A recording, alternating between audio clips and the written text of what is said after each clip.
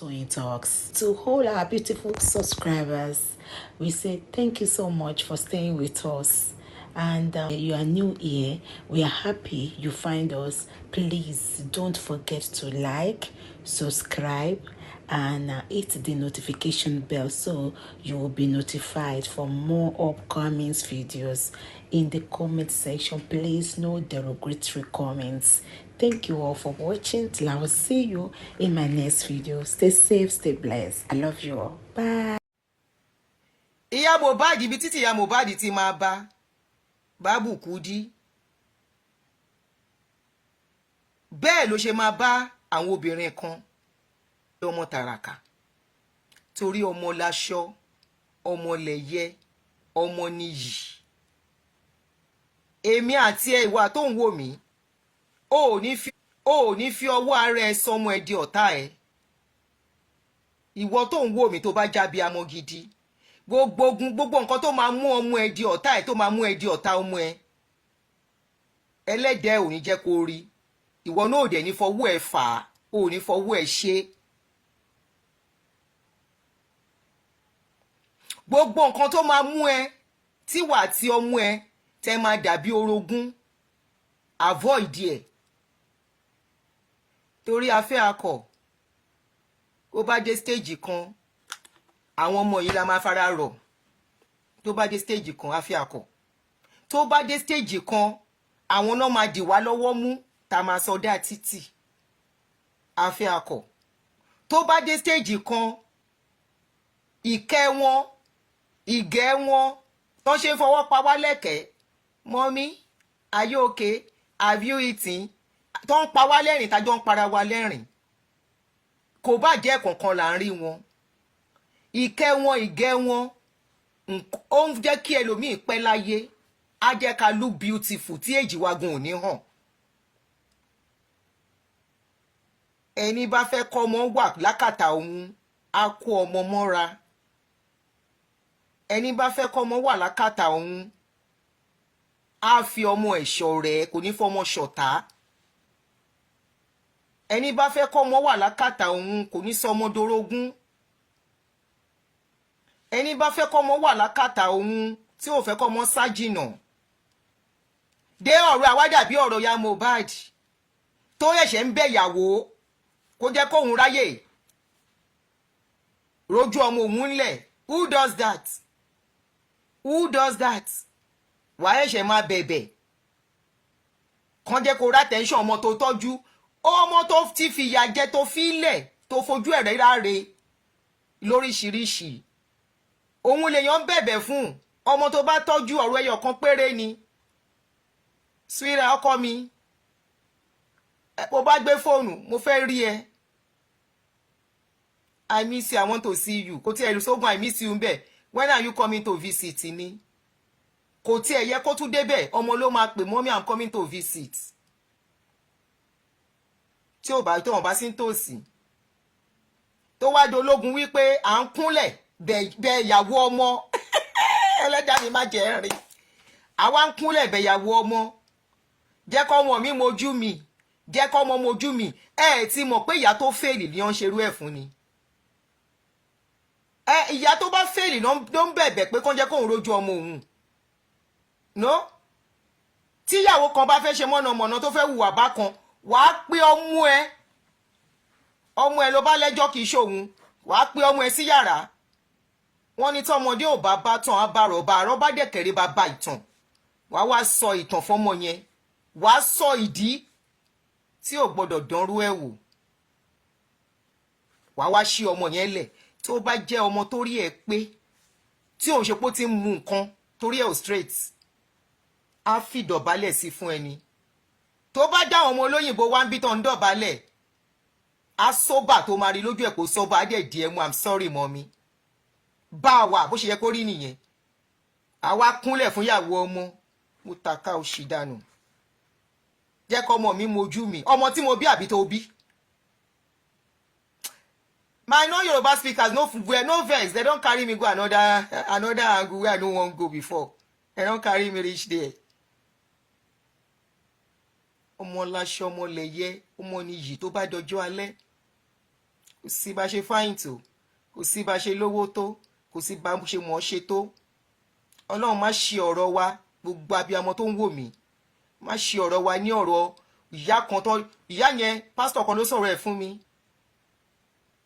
kì í ṣe pé kò bímọ sáyé, gbogbo àwọn ọmọ yóò sọ wọ́n dọ̀tá wọn, kò wá sí ìtó yà sí mọ́, ó wá nídìí kò lè ṣiṣẹ́ mọ́, àwọn náà ń tọ́jú ẹ̀, nígbò dá gbogbo wọn tó ti dá wàhálà lẹ̀ torí kálukú ń ṣá, wọn ò rántí pé ó ti exist, àwọn ará ṣọ́ọ̀ṣì náà ṣẹ̀ṣẹ̀ ń dáwó fún jẹun.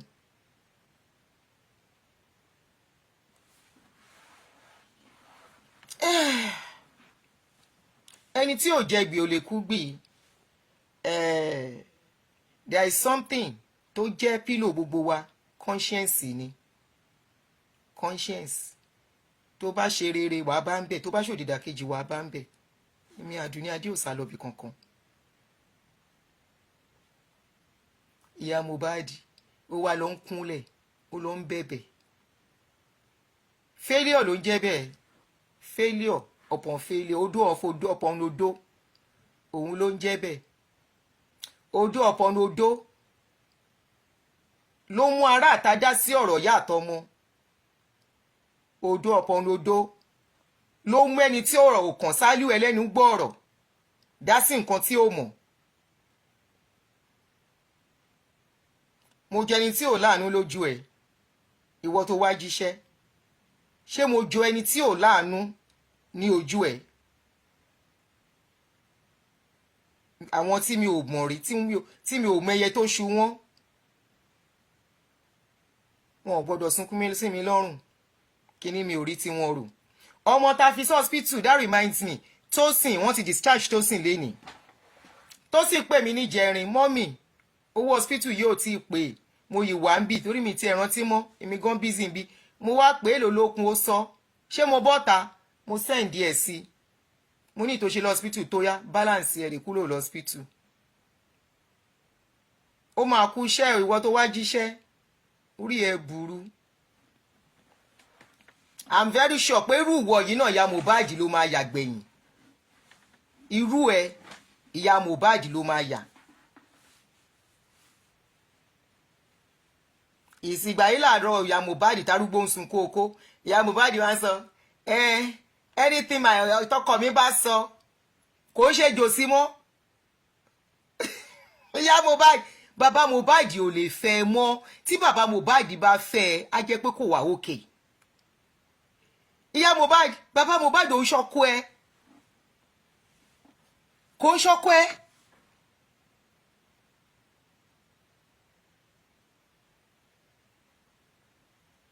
Kò ń ṣe ọkọ ẹ.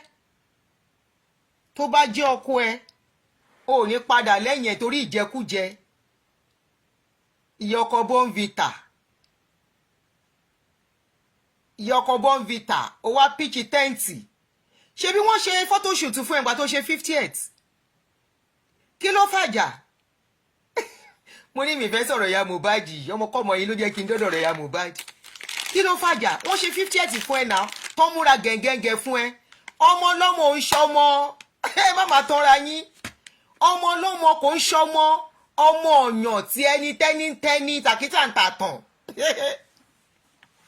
Tẹ́ni tí àkísà ní tàtàn. Mo sọ lọ́jọ́ sígbà tí mo analyze video yìí ní last year, mo ní ìyá Mohbad wọ́n yìí máa lé ẹ dànù. Mo náà yìí máa lé ẹ torí pé kí ni Wùmí ò ń ṣe ọmọ ẹ, wọn ò dẹ̀ ń fọmọ ọlọ́mọ ṣọmọ. Ó ti ẹ ń ṣe alágbàtọ́ gan, alágbàtọ́ gan yìí ní right jù ẹ lọ. Àwọn ìyá mi wà alágbàtọ́ ní right jù wọ́n lọ torí alágbàtọ́ fi àánú tọ́jú ọmọ.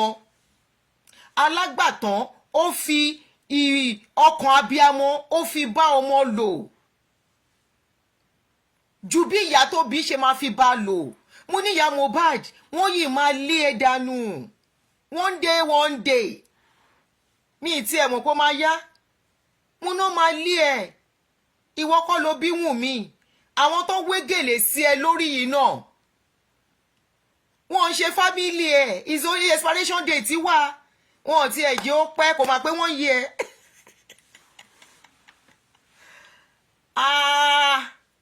Kò pé wọ́n yí ẹ, tí wọ́n fi gbọ̀n ẹ́ dànù. The last video I did tí mo ní kẹ́ wò ó pé ẹ wò ó bó ṣe rí pàánù ẹ̀ dẹ̀ ṣe mi pé woman dẹ̀ ṣe rẹ̀ àwọn kan lóhùn kọ ẹ jọ kí ló fi yàtọ̀ sí ìtẹ̀rí lánàá kí ló fi yàtọ̀ ó wá mọ bàbá Mohbad kúnlẹ̀ fún sìn nígbà tọ́rọ̀ ọmọ ẹ ti dàrú tẹ́ ẹ jẹ́ ká rójú tu ẹ̀ tó yẹ kí tó bá jẹ́ true justice everybody wá ó yẹ kí gbogbo wa panu pọ̀ ni ọ̀nà kan ló yẹ ká lọ everything wá scatter ẹ máa gbọ́ team Mohbad team bàbá Mohbad team Wọ́nwùmí team kinní kan team queen mother gbogbo ẹ̀ wá fọ́ká àwa ọmọ bíi tá a máa yà sí mọ́ àwa kan bá ya ń wà wá tá a lẹ́mìí wàhálà àyà ṣe báyìí níbi ó bá tún ká wa lára gẹ́gẹ́ bí abiyamọ la tún máa fò síta àyà ń wò báyìí pẹ́ gbà mí ṣé lórí ọ̀rọ̀ yìí báwo ọlọ́pàá ò ṣe wá ní ba gbogbo nǹkan jẹ́ nígbà tọ́lọ́pàá gan ti rí i pé wọ́n dẹ̀ mú conspiracy theory wọ́n dẹ̀ dá síta lóríṣiríṣiríṣi everything dẹ̀ scatter everything dẹ̀ scatter ọlọ́pàá tó yẹ kó ṣiṣẹ́ bí iṣẹ́ gbogbo nǹkan tó yẹ kó béèrè inú ilé tó yẹ kó seal up ọlọ́pàá fi bẹ́ẹ̀ lẹ̀ ó lágbára Mohbad tí reincarnation bá wà because mo fẹ́ ó dà pé mo prefer mo believe in reincarnation than gbogbo story tó ń sọ fún wa yìí tí reincarnation bá wà ibi tó bá máa yà next make sure pé ó yarú ibi tó yà yìí o àwọn obìnrin kan wà àwọn ọmọ yìí ọmọ o àwọn obìnrin kan dẹ̀ wà ìyá ọmọ ti jẹ wọ́n kan tó wá sáyé láyé kejì tán wá irú wọn náà ń gbárùkù ti ọmọ society tá ti wá wọn ò fàyè lẹ́ẹ̀kan tọ́jú ọmọ dáadáa society tá ti wá ọmọ máa jẹ̀yà tọ́jú ara ẹ̀ ni society tá ti wá àtọmọdún 4 ọmọdún 6 lọmọ mi ti ń gbé ẹrù sórí tó ti ń kiri ọjà society tá ti wá is a society that does not care. There is nothing called child protection. Òun lẹ máa rí where a mother will carry firewood firewood with fire to beat her child. Ẹ máa rí ìyá á lu ọmọ lálùbọ́lẹ̀ gbogbo ojú ọmọ àbúrò abọ́. You want to wonder why many of our people are toxic. Ìbọn ṣe train wọn ni. It's how they were brought up. They were brought up to, even in community here, àwọn dúdú. Yesterday I saw one. Dúdú ó mú ọmọ tó bí ọmọ 4 years. Bó ṣe ṣe ọmọ yẹn, there is no how that child will grow up tí ọmọ yẹn á gentle. You want to wonder tí dúdú kò sí dúdú tó ń sọ̀rọ̀ tí òun pariwo sọ̀rọ̀ ṣàṣà ni dúdú tó ń sọ̀rọ̀ tí òun pariwo sọ̀rọ̀. Upbringing ni violence tán fi training ni. An average Nigeria believes in ká gbáyàn lójú ká gbáyàn nímú is the training. An average Nigeria believes in ká pariwo ká sọ̀rọ̀ tí ò dáa is the training. An average Nigeria believes in cursing is the training. An average Nigeria believes in abuse is the training right from childhood. It's the training. It doesn't just come. It doesn't just happen. It's what they grew up to know. We think we bring up children with love. No. That is why we don't see love among ourselves. We don't. Children are brought up. A lot of siblings. Yes, we say we have family. We have community, family, community. Hatred is among all of them. Hatred from one sibling to the other. Hatred from one brother to sister. From sister to brother. From brother to brother. From sister to sister. Of the same mother. But we pretend. We know how to pretend a lot. Oyinbo will not pretend if they don't want to deal with anybody. They stay on their own. It doesn't mean they hate. They just don't they are not just comfortable to pretend with you. But our own, we pretend.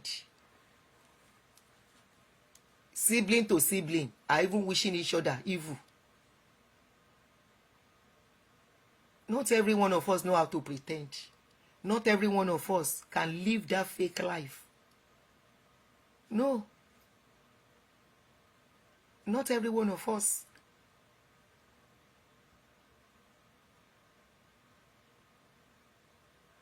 Mohbad's sister, Mohbad brother Adura was there during that incident. Mohbad brother that they grew up together, that Mohbad was mentoring, that lives in Mohbad house, eating, dining from Mohbad's money, up till now could not tell the story of how his brother died. And you call that love?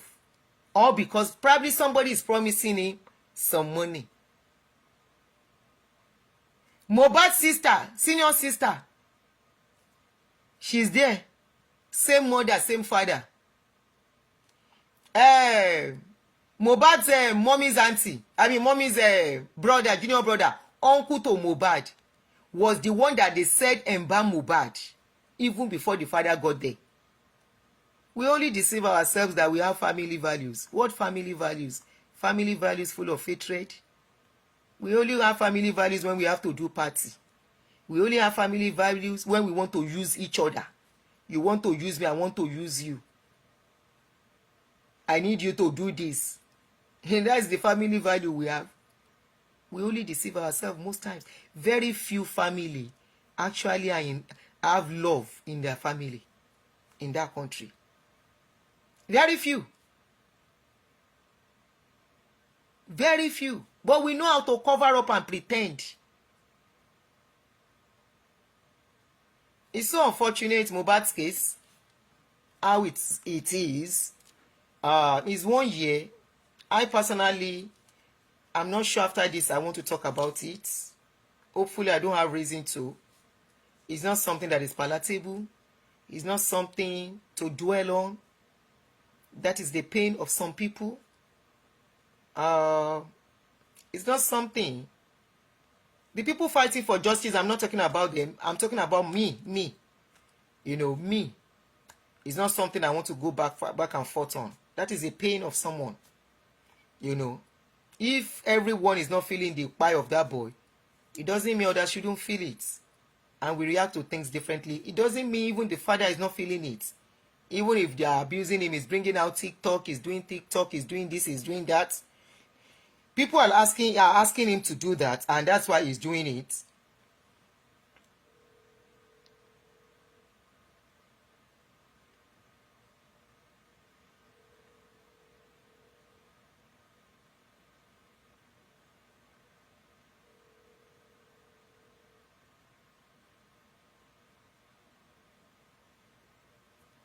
They're asking him to do it, and that's why he's doing it. So I am not talking about that. But for how Mama Mohbad and the rest have scattered it, bí ọba yóò rí yín, ọba òkè ń wo gbogbo yín. Ẹ̀san òde gbóògùn, ẹ̀san máa ké. Gbogbo ẹni tó scatter kíní ọmọ yìí tí ó jẹ́ kán rójú tu ẹ̀. Gbogbo ẹni tó lọ́wọ́ sí and made it unsolvable mystery 1 year after. Ẹ̀yin nu, Ọlọ́run nu. Hopefully by the time tẹ̀sán bá máa bẹ̀rẹ̀ sí ń ké, hopefully you'll be able to dance to the drum you have beaten. Because one thing I know is that kò sí bí èèyàn bá ṣe ṣe rere pé ìkà náà ní tiẹ̀ náà. Kì í ṣe gbogbo èèyàn ló ń escape tó bá ṣèkà. Ẹlòmíì á jẹ́, ọmọ á jẹ́, ọmọ ọmọgán á jẹ́ tí ò yẹ kó bá wọn jẹ́. Torí nǹkan tá a bá ń ṣe nílé ayé yìí, ká rò lẹ́ẹ̀mejì. Mohbad is gone. He's gone. He's not coming back. The reality should have done on everybody. Justice, I'm not sure about any justice. If there's no justice from the police, the little and the secret coming out is enough justice. It's not enough justice, but it's part of the justice. You know, how are we going to get to see or hear the truth of what really happened that day? We may not. Seriously, we may not, because obviously there are powers involved in this case. It is not an ordinary case. Nobody can tell me Mohbad's case is an ordinary case. So Mohbad, I don't know if you can say rest in peace to you. Your body is still lying there. This is a tribute to you. You were a star that was cut short. You were a star that your family are going to bite their fingers, especially your mother, who should be your angel. She's going to bite her finger of regrets. Not now, but definitely she will. She's going to cry. She's going to miss you. Either she, when we have forgotten you exist, when the public will have moved on, when the public will not be there, she alone will sit in her room one day and she's going to cry. She alone will sit in her room and reflect, just like so many people will reflect on how they have lived their life, and they will know they are the architect of their problem. Kò sí èèyàn kan tó ń ṣe èèyàn. Whatever you do is what you reap. We love running away from taking responsibility. But one thing is, hold on please. Hello?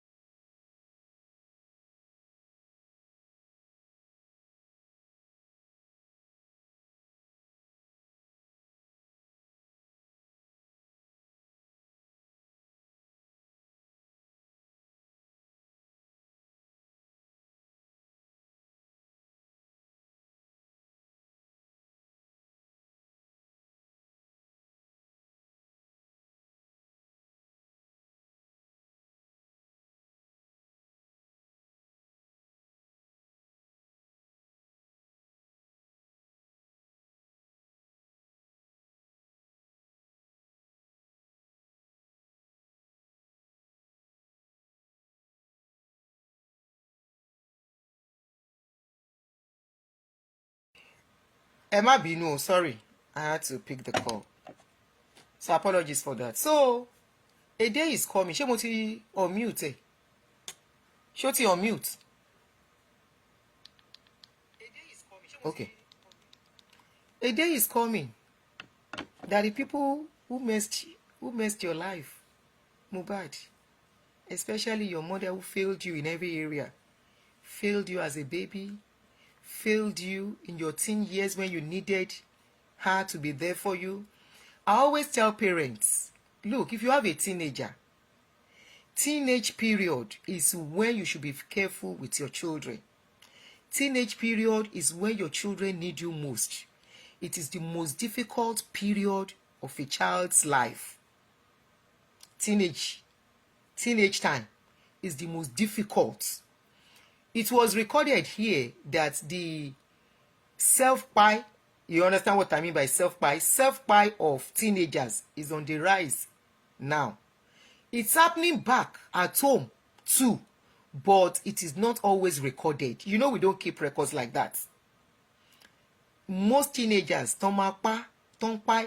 most of them are doing it by themselves. It is the period where they are going through knowing who they are. It is a period of recognizing what love is. It's a period of knowing what feelings is. It's a period where psychologically they are going through issues too.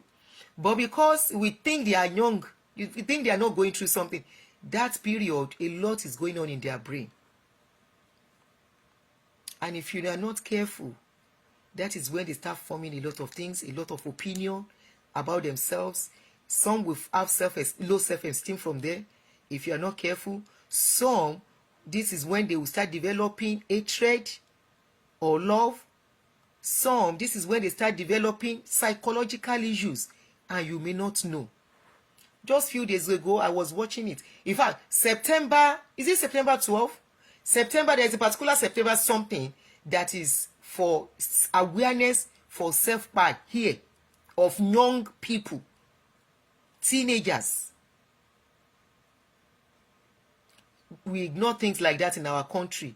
And that is why you can see that average Nigeria is TOXIC. An average Nigeria, because that is how they were brought up.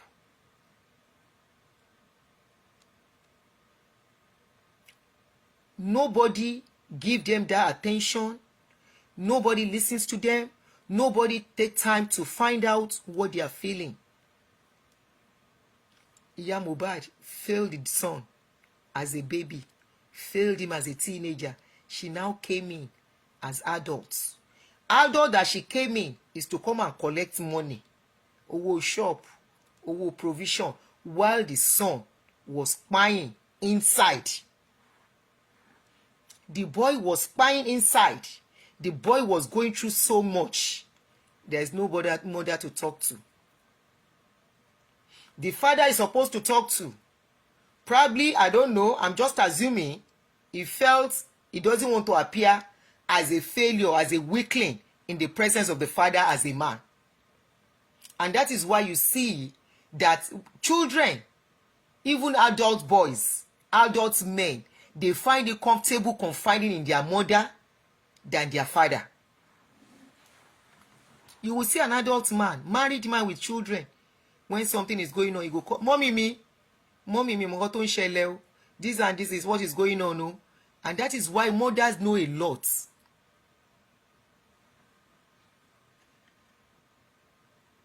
Mothers know a lot than fathers about children, even adult children. Many things, it's through the mother the father will hear. Many things, adult child, oh, not small person. Oh, I'm talking about an adult. It is through the mother that the father will get to know what is going on. And mommy will be telling daddy, daddy, daddy will now say, sọ fún mi, mo ní àwọn wo bóyá ṣe máa yanjú ẹ̀ náà ni ká má disturb yín. It is the reason. Mama Mohbad was not there. She came back and she was crying for freezer. Mohbad fẹ́ ṣí ṣọ́ọ̀pù fún mi, ó fẹ́ fún mi 5 million. And after Mohbad's pie, she was not even concerned about how the boy pie, what pie the boy. Even though initially she and the father might be confused, it got to a stage people were like, ọmọ yóò pa lásán. Bàbá dẹ̀ ní ẹ bá mi wá justice, ẹ bá mi wo ọkọ tó bá pọ̀ mọ́ mi. Mama went to pitch tents so that they can give her money for 5 million that Mohbad failed her. Is that same woman people are now taking serious? Is that same woman people are saying she has come to beg? She has not come to beg. She has failed where she went to, like she failed the last time. She failed the first time, came back into his life. She failed again, left.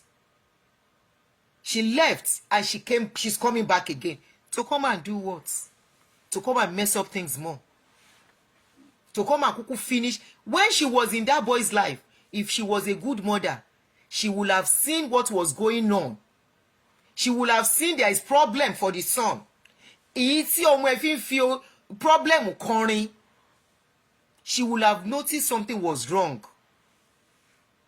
She would have been the first person. The son will sit down and say, Mommy, this is what is going on. She would have fought for Mohbad. But she did not fight for Mohbad. She failed Mohbad. Mohbad, your mother failed you. When you are coming next, don't come through such woman. Some mothers are not worth coming through. Not every woman is worth calling a mother. Some mothers think of themselves alone. They don't care whatever pains a child is going through. Some mothers, as long as they are okay, their child can as well go and pie. Some mothers, as long as they are okay, They don't want to know what is going on with the child. And if anything is going on with the child, they don't care. They don't want to be part of it. The child should go and take care of herself or himself. And such mother, where the child now go and take care of himself and herself, and the child is now okay. Such mother, like Karimo's mother, that now okay. Karimo, despite everything, took her mother to US. She got to US. A user mother will always be a user mother. Till old age. She got to US. She abandoned Karimo to go and stay with another person. A stranger. Abandoned Karimo that needed help. All of you looking at me, gbogbo ẹ̀yin abiyamọ tẹ́ ń wò mí. Tó bá dé èjì kan ṣẹ́ wo lẹ tún fẹ́ gbà bí ó ṣe pé iṣẹ́ ọmọ kọ́mọ yín lè rọ́nà lọ. Tó bá rọ́nà lọ tí gbogbo ẹ̀ bá dẹrùn fún tọkàn ẹ̀ balẹ̀ tán, ó yìí tún padà bọ̀ wá tọ́jú yín. But if you ignore that child when that child really needs you, needs your help, as adults, bóyá married ni o, tó ti bímọ tó wá need ìrànlọ́wọ́ yín, you abandon that child. Don't expect to now come back later and that child will welcome you and embrace you. Oh, my tough. It's going to be very tough. You heard when Mohbad said Mohbad refused to start talking to her, that they have to start going, she has to start going through Wunmi. Mohbad find it difficult to embrace her back too. It is normal. Because I've had some women, mi ò lè bọ́mọ kan tọ́jú ọmọ. Mi ò lè bọ́mọ kan tọ́jú ọmọ. You are forgetting that ọmọ tó bá tọ́jú yẹn kò ní jẹ́ kóhun gan ráyè move síwájú, kò ní jẹ́ káyé rọrùn fún easily. Parenting, especially mothering, is forever. Ẹ má tanra yín. Of course, you have your occasional time of pleasure, of holiday and all that. But when it is time for your children, when they need you as grandmother, ó máa ṣe mother tó máa fi lọ ni. Èèyàn máa ṣe mother ni is a reality we have to accept and adapt and work with. Bí ṣe wà yín sìn kọ́lọ́run ẹlẹ́dàá nínú àánú ẹ̀ kó mú mi dúró kí n rí ọmọ mi. Tí n bá máa tán bá bí wọ́n sìn kí n wá ní pé mo ti ṣe tó fún wọn kó má ní mi lára. Mo dẹ̀ rí ọmọ yẹn tára ní.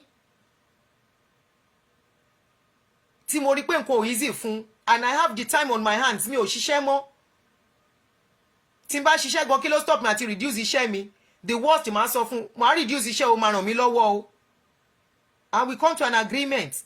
Màá ló yá kó wọn wá. Kó lè ráyè ṣe àwọn nǹkan tó máa ṣe kó lè easy fún ẹ. I don't do that and that child has to go through so many things. Ọjọ́ ẹkún, ọjọ́ tó máa wò pé òun dẹ̀ ní ìyá o, ìyá yóò ready àti ràn òun lọ́wọ́ o. Òun dẹ̀ ní ìyá o, òun dẹ̀ dàbí ẹni tí ò ní ìyá. Ará àta gan náà ẹ̀ṣẹ̀ wá ń ràn lọ́wọ́.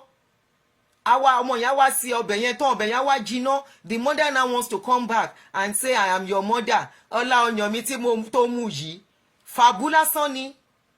It's nothing but fàbú. Ọlá ọyàn mi tó mú yìí. Ọlá ikùn mi tó gbà kọjá yìí. Ó mú ẹ ló ní kọ́ ọmọ wá mu ọyàn kó gba ikùn ẹ kọjá. Ordinary manipulation lásán is just ordinary manipulation and blackmailing. Gaslighting. The child did not ask to be born. You decided to born that child. You decided that child to come into the world. And of course, once a child is certain age, you don't hold that child responsibility anymore. Feel it, it's all okay. Tó bá fẹ́ ṣe, but trust me, you have broken the chain of love existing between you and that child. If you abandon your adult child too. Family unit is all about being there for each other. Family unit is about helping each other. Family unit is about lifting each other's hands. Family unit is about making sure things are easy for every one of us as much as we can. But when somebody will say it doesn't concern me, that one will say it doesn't concern me. Hello, Komi. How are you?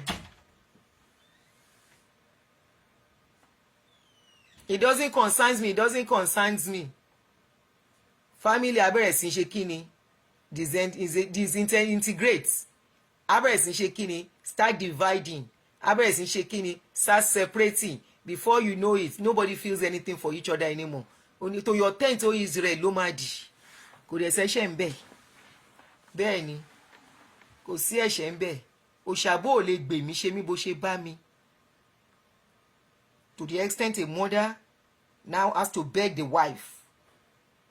To the extent a daughter that was abandoned at 2 months was able to forgive that mother and embrace her and say, Mommy, Oya, come to America. Put her papers down.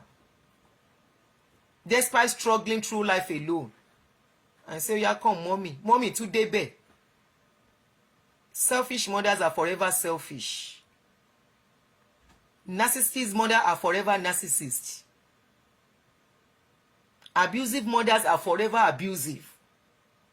You think they don't abuse adult children? Abusive mothers will abuse their 70-year-old child. 70-year-old child, why you to abuse it? The child is no more a child, though. It's even a grandparent. They will abuse that child because it is who they are. Ẹ wo kéèsì ya Mohbad àti àwọn Karimo yìí. If Wumi's mother is a good mother, what was Wumi doing nílé Mali at the age of 14? Now, if you remember when this issue started, I kept screaming, where is Wumi's mother in all of this? She needs to rescue this girl. That was before the case got to where it got to. I say, where is Wumi's mother in all of this case? Where is she? Can't she cover her daughter? Can't she stand in for her daughter? Can't she help the daughter in all of this? Up till now, we have not seen her. It shows the kind of mother she is. She is another user mother, an abusive mother. A mother that is not ready to sacrifice for a child but wants to chop. Shebi, they say it's her account. They are keeping Mohbad's money. She can put her account down to collect Mohbad's money. But she cannot stand to face the world with her daughter. Karimo is dragging her now. If Wumi can live in Naira Marley's house at age 14, can start living there, and Karimo said 2 months she was abandoned by the same mother. And some people will now say fathers are the bad ones here. Most fathers want to do is the mothers that will not allow them to do out of jealousy and pains. Out of jealousy and pains. 10 years I know, say, Mommy, Father gather money, make I go poly. I go poly, but I no go class. Daddy, I am sorry.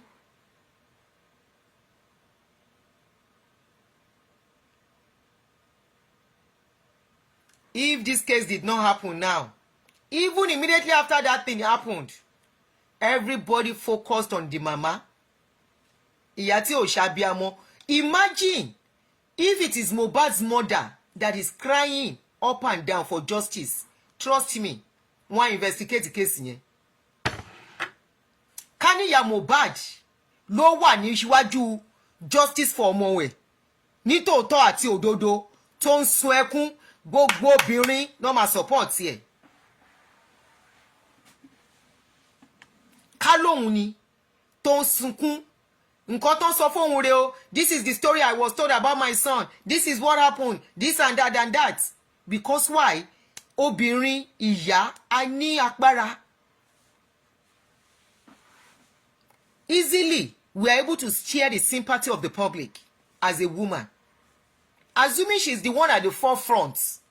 Imagine she's the one fronting for this justice. Imagine the success. If not 100%, that will have come. Kò easy fún public kó máa rí ìyá kó máa sun ẹkún. Kí ìyá yẹn máa bọ́ta lójoojúmọ́. Ẹ gbà wọn o, wọn ò dáhùn lóhùn o, nǹkan báyìí. Báwo náà ṣe jàjà tí Oríyọmí tó bá wọn ṣe Rahim? Was it not because of the woman and the mother that kí ló lóhùn jẹ́? Oríyọmí went to their house. We saw the old woman. We saw the wife. Téèyàn bá jorí àwọn orí èèyàn àdìde. We all saw it. Ẹlòmíì inú wa ń sunkún. The way they were crying, àwa gan bá wọn sunkún. Imagine kó jẹ́ ìyá Mohbad ló dúró síwájú. So after, what is ìyá Mohbad thinking? Is that woman normal? So after you have messed up everything, you have granted several interviews, You have said so many things. You now come. You say you are on Josie's side. What do you want to come and say on Josie's side? Your story will not tally anymore. You have said some stories. What do you want to come and say now? In support of what happened to your son or whatever you know. Wọ́n ní ara ló ń tẹ́ torí wọn fún ẹ lówó ni. In a country where they don't even do lying test. Bóyá òun sọ̀tá ò bó ń parọ́. Àwọn abíágbá ìyá. It's so sad. Mohbad, me, I don't want to talk about you anymore. Bíkíbi tó bá wà, tell me about rove kiri. If there is reincarnation. Rest in peace, ìgbọ́n mi ò lè kọ́. Mo fẹ́ gbé picture jáde, mi ò lè gbé jáde. I couldn't. It's so sad. Me, I want to close the chapter of Mohbad on my page. Officially. I want to close it officially on this page.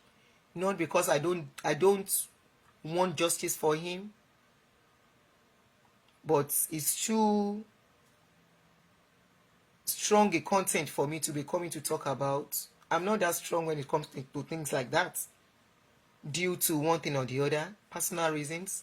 And like I told you, today is 12, or coincide for me too. So it's not something I find easy talking about.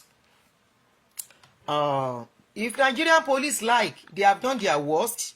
They have been doing it for others. Up till now, Bamishe is still lying there. They have not released Bamishe's body. Till now. No justice for Bamishe till now. There are so many others. So many injustice. So many injustice going on in that country. So many. This is just one of them again.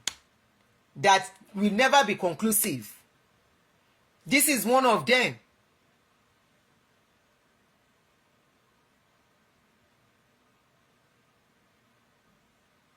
That they will never, powers that be, will suppress the voice of the voiceless.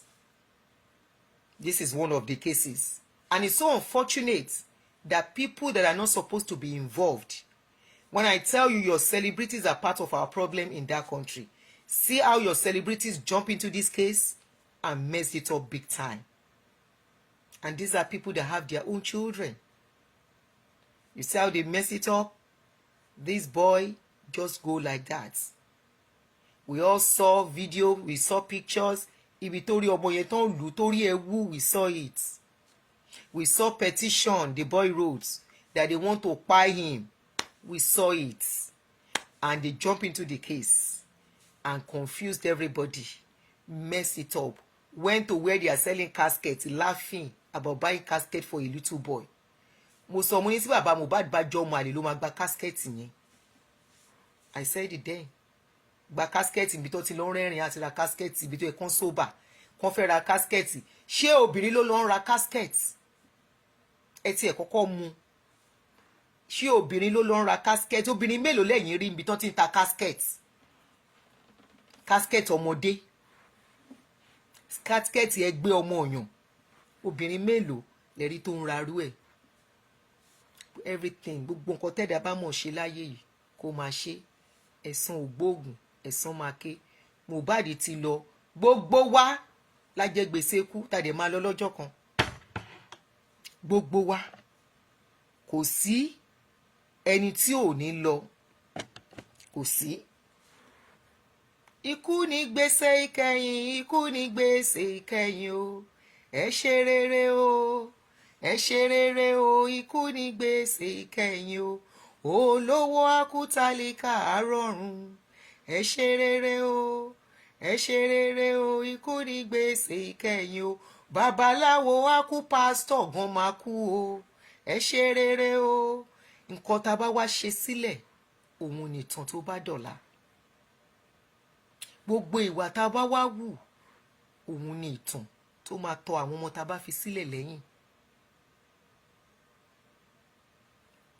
Anini nsìn, family Anini kọ̀tàlẹ̀ ta ló gbúrò ẹ̀. àwọn ọmọ Abacha mélòó ló ń rìn káàkiri publicly. Nǹkan tèmi àti ẹ máa ṣe tí àwọn ọmọ wa ò ní rìn publicly kán rìn kán yan fanda tí ìtàn burúkú á tẹ̀lé wọn lẹ́yìn, ẹ jẹ́ ká ṣọ́ra ká tó ṣe. Ẹ jẹ́ ká ṣọ́ra. Mohbad ti lọ, ó ti fi kú ṣàgbà gbogbo wa, ká má rí irú ẹ̀ mọ́ láàrin wa. Ariwo Mohbad yìí, the noise one way or the other will checkmate some things. The noise of this Mohbad case will make a lot of people think twice before they do things. I'm sure, like nurses, kò sí nọ́ọ̀sì tán máa pè kó wá gúnyàn kan lábẹ́rẹ́ ní àwọ̀ mọ́ tí ò ní rò lẹ́ẹ̀mejì nínú ilé. Nọ́ọ̀sì tó bá tún wá ń ṣe irú ẹ̀ bọ́n bá kú sí lọ́wọ́ kó máa rán.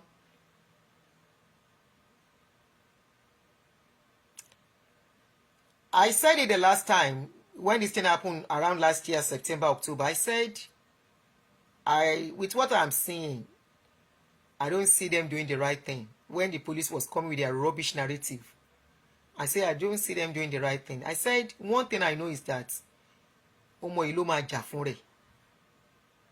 Ẹlẹ́dàá yìí ló máa jà fún. Ẹlẹ́dàá yìí máa jà. Gbogbo abiyamọ tó ń wò mí, a ní fojú sunkún ọmọ, a ní mọ sàárè ọmọ, àwọn ọmọ wa ò ní ṣìgbé, wọn ò ní ṣìyàn. A ṣe jẹ́ kó fẹ́ nìyí kò ní jẹ́ pín àwọn ọmọ wa. That is our wish. Ẹ jẹ́ ká dẹjúlẹ̀ náà gẹ́gẹ́ bí òbí. Ẹ jẹ́ ká ṣe right wa. Ẹ jẹ́ ká ṣètọ́ wa. Ẹ jẹ́ ká máa bá àwọn ọmọ wa sọ̀rọ̀. Àtọmọkùnrin, àtọmọbìnrin. Irú kéèsì yìí is not common among the rich. It's not common among the middle class lọ títí. Kì í ṣe pé kò ń ṣẹlẹ̀, but it's not so common. Because wọ́n jọ máa bára wọn ta tán. Wọ́n jọ bára wọn ta tán. If Mohbad is from a rich and influential family, they will have sorted this case out. They will have sorted it out since. But because it came from less privileged family, is not that known. And if not, the petition he wrote the first time was enough to give him the security he needed.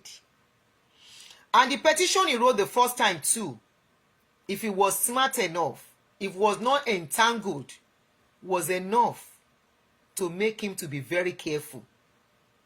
Nǹkan tó bá máa ṣẹlẹ̀, ó máa gbọ́n jù yàn lọ. The deed has been done. The guy has gone. Left the people that really loved him truly in pains that they will carry forever. So this is just a tribute to Mohbad. I don't know how to say rest in peace to somebody that has not buried, but we'll continue to say rest in peace because body lásán ló wà ńbẹ̀ yẹn. So we say may his soul rest in peace, like they used to say. And for his loved ones, especially the father, the grace, the strength to move to the next stage in life, may he have access to it. That is all I want to say.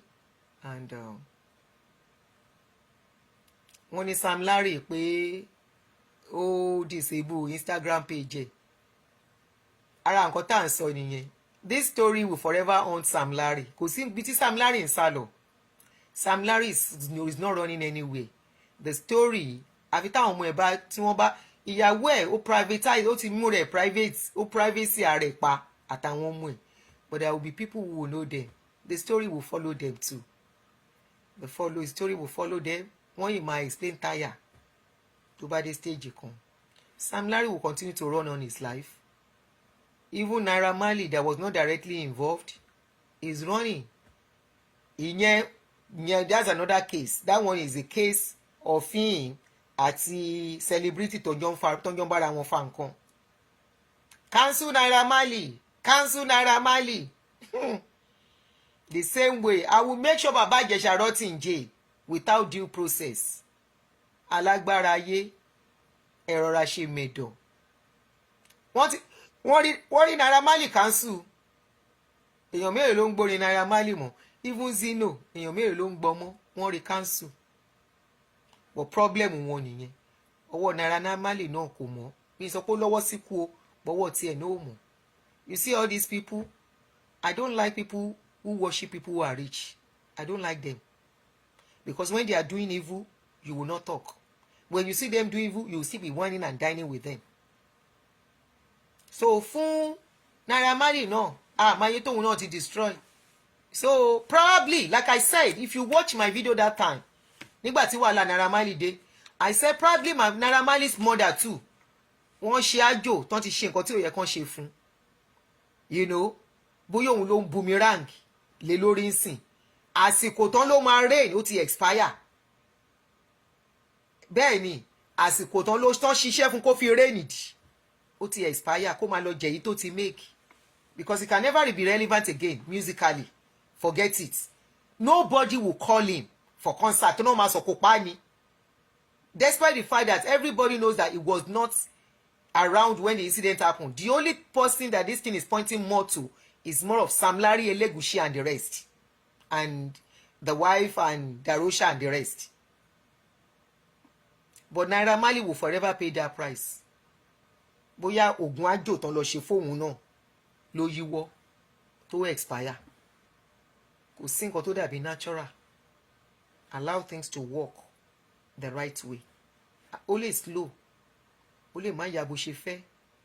Ó lè má fast bó ṣe fẹ́. Ó lè má pọ̀ tó bó ṣe fẹ́. But once you are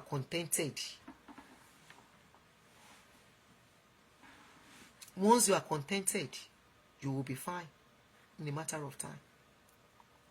So, bó ṣe wà yẹn, it will haunt them forever. They are going to live with the pains together with the people that has that child. Wọn ò lè free. Even ìyàwó gan, it will haunt her forever. Àdúrà, it will haunt him forever. Darosha, it will haunt him forever. Ṣé wá rí ìyá Mohbad? Ìyẹn gangan ni a máa sọ fọ́rọ̀. Eo, that ìyá Mohbad òun, ìyẹn gan ló máa bá dẹ́sì jù. Have a wonderful evening. Have a good night, guys.